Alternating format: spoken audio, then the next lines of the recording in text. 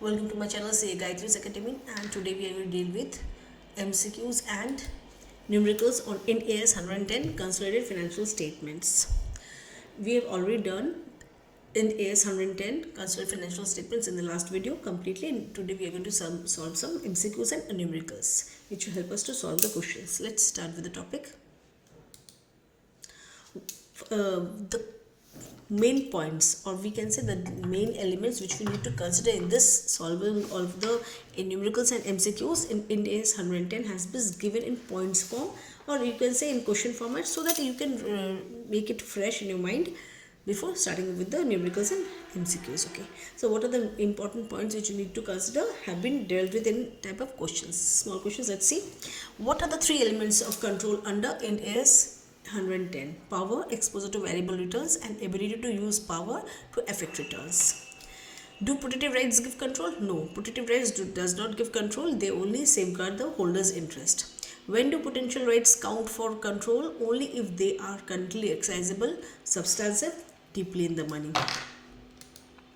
What is de facto control? Control with less than 50% shareholding, when other shareholders are dispersed and passive and voting records show dominance. Does power alone result in control? No. Power without exposure to variable returns is not control.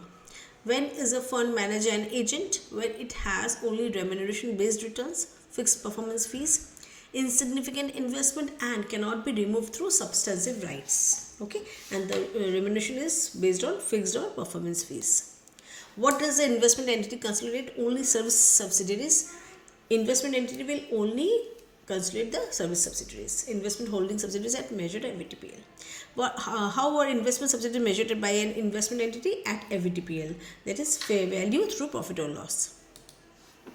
How to account for loss of control of a subsidiary? De-recognize subsidiary assets and liabilities, de-recognize NCI, that is non-controlling interest, recognize consideration received, recognize retained interest at fair value, and recognize gain and loss and profit and loss. How to treat change in ownership without loss of control? An entity as an entity equity transaction, no goodwill and no profit and loss impact. If there is change in ownership without loss of control, then in that case it will result in an equity transaction, and there will be no goodwill as well as there will be no impact in the profit and loss. What indicates lack of power? Having only protective rights. Performance based fees create control only when they create significant exposure to variability. So performance fees is there, then in that case if they create significant exposure to variability. Maximum allowed difference in reporting dates for consolidation 3 months with adjustments for significant events. Formula for NCI at proportional share method: NCI is equal to percentage into net assets. How to compute post-acquisition profits? Post-acquisition reserves at the date of reporting date minus reserves at the acquisition date. Formula for effective holding: indirect control, A parent percentage into subsidiary percentage. If A controls B for suppose 30%, 60%, and B controls C for 30%. In that case, what will be the holding of A on C will be 60 into 30, right? That is the percentage of indirect control. Formula for unrealized profit in consolidation. Unrealized profit will be calculated in the ratio of the profit percentage into transfer value. A parent with 60% shares but suspended voting rights, is it control? No. Voting rights does not, no power, no control. Is fixed interest income a variable return? No. Fixed interest return is not a variable return, so it is not a variable return. Okay, before these are the points which we discussed, which this will be useful in solving the numericals and the case studies. Okay, and before solving any questions or numericals, let me tell you, whenever you are going to attempt any question which is based on IND AS 110, so in that case, first you discuss the principle prospect, second identify the relevant activities, third analyze the power, analyze the risk returns, then the link, okay, between the power and the return. After analyzing these three, then you come to a conclusion. Okay, for what will happen if even your answer does not match with the answer which the ICAI wants, in that case also you will get some marks because you have done analysis as per requirement. Okay, so those case based studies, what we are going to do next, we will deal the every sum in this way so that you can understand how to deal with an answer, right? Case-based study. Okay. De facto control. X Limited holds 46% equity shares in Y Limited. Remaining shares are held by numerous shareholders, none holding more than 2%. In the past 5 AGMs, X Limited exercised majority voting rights. No other shareholders block acted together. Required analyze whether X Limited controls Y Limited under IND AS 110. What test we have to do here? De facto control, judgment of power return risk. We will solve the answer but the way I told you. Just see. Okay. De facto control principle. As per IND AS 110, an investor controls an investee when it has power over the investee, exposure or rights to variable returns, and the ability to use its power to affect those returns. Okay, first we've discussed, then we analyze a PowerPoint. Although X Limited holds only 46% equity shares in Y Limited, the remaining shareholding is widely dispersed. Okay, and past AGMs records indicate that X Limited has consistently exercised dominant voting rights. Hence, X Limited has a practical ability. What it has practical ability to direct the relevant activities of the Y Limited. So the power of X Limited over Y Limited is clear. Okay, it has practical ability to direct the relevant activities of Y Limited. Okay, now returns. If X Limited is exposed to variable returns from Y Limited in the form of dividends and residual interest, and the link between the two, power and returns, X Limited can use its power arising from dominant voting rights, okay, to influence decisions affecting Y Limited. So conclusion, we can say, since all three elements of control are satisfied, X Limited controls Y Limited under IND AS 110 and is required to consolidate X Y Limited. So I hope the how to write the answer is also clear with the answer itself. Substantive versus protective rights. A Limited holds 48% shares in B Limited. A Limited has right to appoint majority of directors. Restriction that major decision require lender approval. Required determine whether A Limited has control over B Limited. Test substantive versus protective rights. Okay. Principal control exists when an investor has power, exposed to variable returns, and ability to use power to affect the returns. Okay, investor has power first, second exposed to variable returns, okay, and the ability to use power to affect the returns. Power, A Limited holds 48% shares but has the right to appoint the majority of directors. Such a right is substantive as it provides A Limited with the current ability to direct relevant activities. Okay, because majority of directors को appoint कर सकेगा, तो it has substantive rights. Right is substantive as it provides A Limited with the current ability to direct relevant activities. The requirement of lender approval of major decisions represents protective rights only and does not negate control. Control यहाँ से कोई effect नहीं होगा because it is a protective right. Returns, A Limited is exposed to variable returns from B Limited through dividends and residual interest. Link, A Limited can use its substantive rights to influence returns. Conclusion, we can say A Limited controls B Limited and must consolidate it under IND AS 110. Potential voting rights. P Limited holds 40% equity in Q Limited. It also holds calls options accessible immediately. Options are deeply in the money. Required, examine whether P Limited controls Q Limited as per IND AS 110. Okay. Substantive potential voting rights. Potential voting rights. Principle. What is that? Potential voting rights are considered in assessing control only if they are substantive. Power, P Limited holds 40% equity but also possesses call options that are currently accessible and deeply in the money. These options are substantive and provide P Limited with the current ability to direct relevant activities. Because they are accessible and deeply in the money, so they are substantive. So we can say 40% उसका holding होने के बाद भी वो क्या करता है, potential executives possesses call options and are currently accessible and deeply in the money. These options are substantive and provide P Limited with current ability to direct relevant activities. Returns, P Limited is exposed to variable returns from its equity interest and potential increased ownership. Okay. Link, P Limited can use its potential voting rights to influence the returns. Conclusion, P Limited controls Q Limited under IND AS 110 and is required to consolidate it. Power without returns. M Limited manages N Limited and has decision-making authority, receives only fixed management fees, has no investment in Limited. Okay, we can see that he is getting a decision-making authority, and he is receiving only a fixed amount of management fees, okay, and has no investment, okay, or we can say the investment is not there. So determine whether MLimited controls unlimited exposure to variable returns.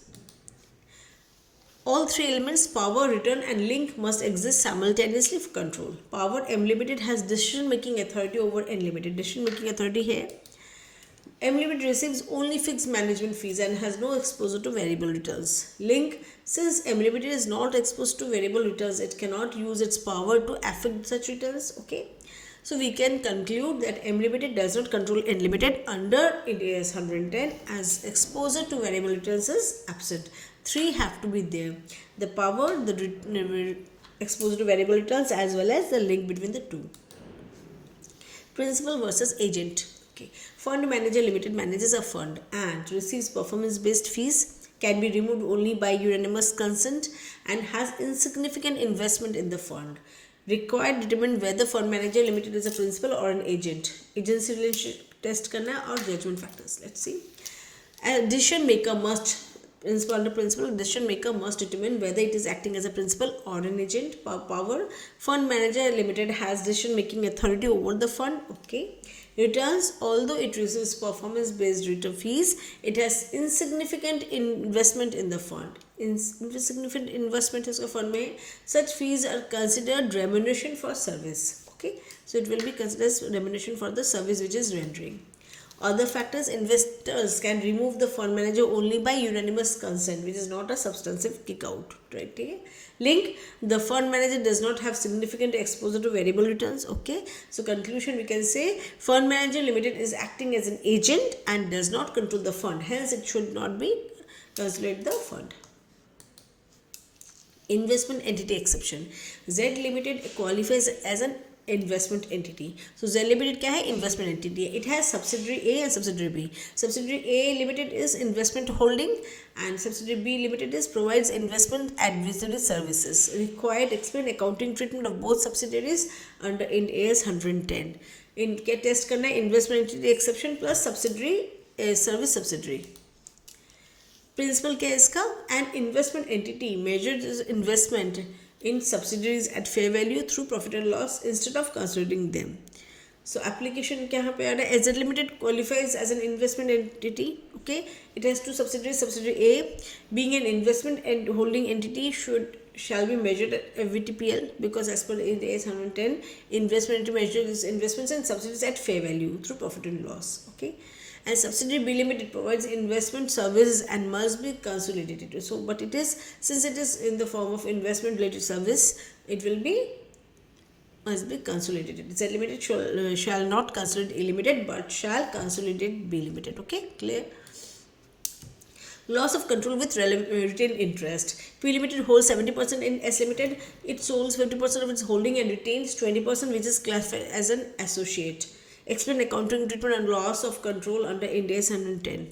Loss of control, fair value of retained interest and profit and loss impact. Let's see.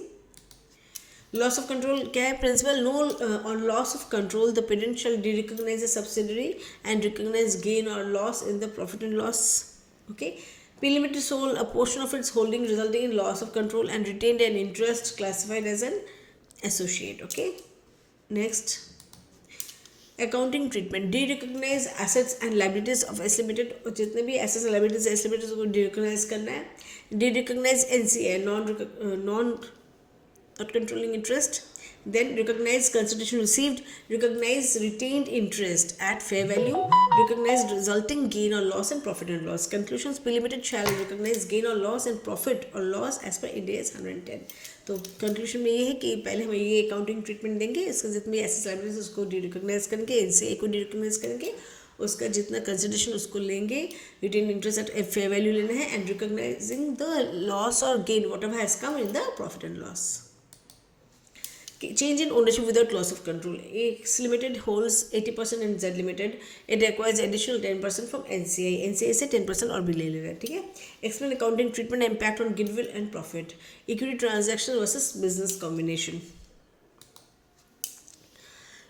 change in ownership interest without loss of control are treated as equity transactions. कभी भी अगर change in ownership होता है without loss of control, in that case the treatment will be equity treatment transaction. H Limited acquired additional 10% interest while retaining control. Control already है, उसके साथ में 10% और भी लिया है, ठीक है, from the NCA. No goodwill is recognized. No gain or loss is recognized, profit and loss difference adjusted in equity. The transaction is equity transaction under IND AS 110. Okay, it will be treated in the form of equity. Different reporting dates. Parent and subsidiary have different reporting dates. Parent 31st March, subsidiary 31st December. Difference is 3 months. Discuss consolidation implications under IND AS 110. Reporting dates alignment.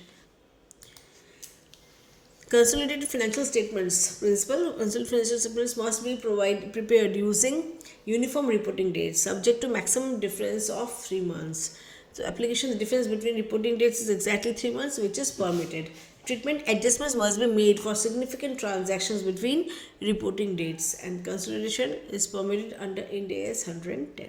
Okay, so consolidation is permitted under IND AS 10 क्योंकि वो 3 months के अंदर में है. Control through contractual arrangements. A Limited holds 35% in B Limited but has contractual rights to write operating and financial policies. Other shareholders have only protective rights. Examine whether A Limited controls B Limited. Tests control without ownership and contractual power. Right? See? Principal control may exist even when majority ownership is not there. Even without majority ownership. Okay, if power arises from contractual arrangements, A Limited has contractual rights to direct operating and financing policies. Returns. A Limited is exposed to variable returns from its interest link. A Limited can use its contractual power to influence returns. Okay, we can see that A Limited is exposed to variable returns from its interest. Okay, and A Limited link can use its contractual power to influence the returns. So we can say A Limited controls B Limited and must consolidate under IND AS 110. In the examinations, big questions come. We have just solved in small parts, small sums, so that it is clear. Okay, and all things will be mashed up and taken together. Okay, in the examinations, but we are going to do in small parts so that the concept is clear. Numerical 1, basic consolidation 100%. P Limited acquired 100% shares of S Limited on 1/4/2024. Okay, share capital 10 lakhs of P Limited and S Limited is 5 lakhs. Reserves 6 lakhs and 3 lakhs. Since S Limited is wholly owned subsidiary, consolidated share capital of P Limited, that is 10 lakhs, and consolidated reserves will be reserves of both S Limited as well as P Limited. So we see that P reserves plus S reserves, that is 6 lakhs plus 3 lakhs, it is 9 lakhs. So for capital, consolidated share capital will be 10 lakhs, that is of the P, but the parent, but here the reserves will add up the two. NCA proportionate share. So there is NCA proportionate and NCA fair value we have seen. Okay, so in that case we can say that P Limited acquired 80% of S Limited on acquisition date. S Limited is equity is 10 lakhs, net assets at acquisition 12 lakhs. Answer 20% NCA control. So 20% of 12 lakhs net asset acquisition we have already known. Share proportion में क्या होगा? तो 12 lakhs का 20% is 2,40,000. NCA non-controlling interest is 20% because holding is 80%. So 20% of 12 lakhs. Numerical 3, NCA at fair value method. Same data as numerical 2, but fair value at NCA non-controlling interest जो है वो fair value उसका है 3 lakhs. So हम simply ले लेंगे 3 lakhs से. We don't have to do any calculation. Post acquisition profits. P Limited acquired 70% of S Limited on 1/4/2023. S Limited reserves on acquisition was 4 lakhs. On reporting date it is 7 lakhs. So post acquisition profit is 7 lakh minus 4 lakh. Okay, reserves at the reporting date minus reserves at the acquisition date, that is 3 lakhs. Now what is the share of parent? Parent will be 70% of 3 lakhs, that is 2,25,000, and non-controlling interest will be 25% of 3 lakhs 75,000. Loss of control, gain or loss. P Limited held 70% in S Limited. Net assets of S Limited 20 lakhs. Carrying value of NCI non-controlling interest is 6 lakhs. Consideration received is 12 lakhs, and fair value retained 20% interest, that is 5 lakhs. So gain or loss, how we will calculate? We will add the consideration received plus fair value of retained interest together and deduct from there the net assets and the non-controlling interest. If it is a positive answer, then it will be gain. If it is negative, then it will be loss. Let's see. Consideration received is here 12 lakhs plus fair value of retained interest is 5 lakhs. So we get 12 plus 5 and then we deduct from it the net assets. Net assets value is 20 lakhs. We have seen net assets of S Limited. Plus with that we have NCI. NCI is 6 lakhs. Okay. So we get a loss here of 9 lakhs rupees. So consideration receipt plus fair value retained interest minus net assets minus NCI. Okay. Change in ownership without loss of control. Parent holds 80%, acquires additional 10% from NCI. Carrying amount of NCI before transaction was 4 lakhs and consideration paid is 5 lakhs. Reduction in NCI is 10% of 20%. Okay, what was NCI? 20%. उससे 10% ले लिया तो 20%, 10% of 20 is 4 lakhs. So 2 lakhs is the reduction in NCI. Now difference adjusted in equity. What is the amount of equity? Equity से वो adjustment हो जाएगा. So consideration paid minus the reduction in NCI जितना percentage हुआ है NCI में non-controlling interest में तो उसको less कर देंगे तो that will be debited to equity. 3 lakhs rupees. Different reporting dates adjustment. Subsidiary sold goods costing 2 lakhs at to parent at 25% profit after its reporting date but before parent's year end. Okay. Unrealized profit is 25% of 2 lakhs, that is 50,000. Adjustment required in consolidated financial statements. Okay. This adjustment have to be given in the consolidated financial statements. Okay. Unrealized profit 25% of 2 lakhs, that is 50,000. Investment entity holds subsidiary at fair value. Cost 10 lakhs, fair value at reporting date 12 lakh 50,000. Investment measured at FVTPL. Okay. Gain recognized in profit and loss. कितना gain recognize होगा? 12,50,000. That is fair value at reporting date minus the cost. So we will get 2,50,000. Indirect holding, effective interest. P Limited holds 80% in A Limited. A Limited holds 25% in B Limited. Answers: effective holding of P Limited in B Limited is, so we see AP hold करे 80% of A और A hold करे 70% B. तो अब P का holding on B कितना रहेगा? That is 80% जितना parent का होल्डिंग था बी ए पे एंड ए का जितना होल्डिंग था बी पे. सो we say 80% into 70% is 60%. So B Limited is subsidiary of B Limited. X Limited holds 45% shares. Other shareholders are dispersed. Voting pattern shows X Limited dominates decision. So we can say despite holding less than 50%, control exists due to de facto control. So X Limited must consolidate the investee. Okay. Definition of control. Control under IND AS 110 exists when the investor holds more than 50% voting rights, has power over the investee only, has power, exposure to variable returns and ability to use power to affect returns, or controls the board of directors. So answer is C, that is has power, exposure to variable returns and ability to use power to affect returns. 45% X Limited holds 45% equity shares in the Y Limited. Remaining shares are widely dispersed.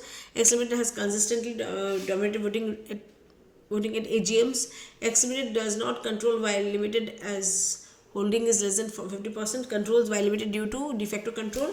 Has significant influence only. Must apply in AS 28. So we see it's controls Y Limited due to de facto control. 45% shares have, but it has a consistent dominated in the voting rights. Okay, and remaining shares are widely dispersed and they are not active also. Potential voting rights. Which potential voting rights are considered while assessing control? All potential voting rights, only those that are currently exercisable and substantive, only convertible instruments, only equity settled options. The answer is only those that are currently exercisable and substantive. Protective rights. Which of the following is a protective right? Right to appoint majority of directors, right to veto change in entities' operating policies, lenders' right to approve capital expenditure to protect loan, and right to direct relevant activities. The lender's right to approve capital expenditure to protect loan is a protective right. Lender's right to approve capital expenditure. Power without returns. M Limited manages N Limited and receives a fixed fee. M Limited has no equity interest in M Limited. M Limited controls N Limited, has power but no control, has control but no management authority, must consolidate the unlimited. It has power but no control. Control under IND AS 110 requires power only, returns only, power in return, power, variable returns, and ability to use power. It is D, that is all three elements are mandatory. An investor holding 60% shares but whose voting rights are suspended. Control investee, does not control investee, has significant influence, always considered. So no power despite ownership. Which return is not variable? Residual interest, dividend linked to profits, fixed interest income, and exposure to losses. So answer is C, that is fixed interest income. Fixed returns are not variable. De facto control exists when investor holds less than 50%, other holders are inactive and dispersed, investee is loss making, investor appoints auditor. It is practical dominance matters, that is shareholders are inactive and dispersed, that is B. Okay. Then potential voting rights are ignored when currently accessible, deeply in the money, out of the money, and not substantive. ऐसे कोई question रहेगा ignored दिया है, मतलब not, जैसे हम कोई भी क्वेश्चन को नेगेटिव ले लेते हैं, ignored when, so we have to see out of the money and substantive, that is C.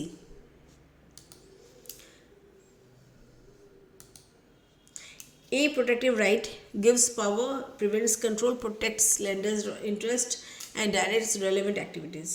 So protective right is only the no power creation, that it protects lenders' right interest only. Which indicates lack of power? Board representation, substantive veto rights, protective rights only, decision making authority. So that is C, that is protective rights only. A fund manager with fund fixed fee and no investment in principal, agent, parent, subsidiary. It is a B, that is agent, because fund manager has fixed fee and no investment is also there. So no exposure to variability. Performance based fees alone always create control, never creates control. Create control only if significant exposure exists and irrelevant. That is C, that is create control only if significant exposure exists. Substantive kick-out rights exist when removal requires unanimous consent, removal is difficult, removal can be exercised without barriers, and removal needs court approval. C, answer C is removal can be exercised without barriers. An investment entity shall consolidate all subsidiaries, none, only service subsidiaries, only foreign subsidiaries, only the service subsidiaries. Which subsidiary is measured at FVTPL by an investment entity? Service subsidiary, manufacturing subsidiary, investment holding subsidiary, and trading subsidiary. It will be investment holding subsidiary. For regular professional updates and in-depth explanations, do subscribe to the channel. Thank you.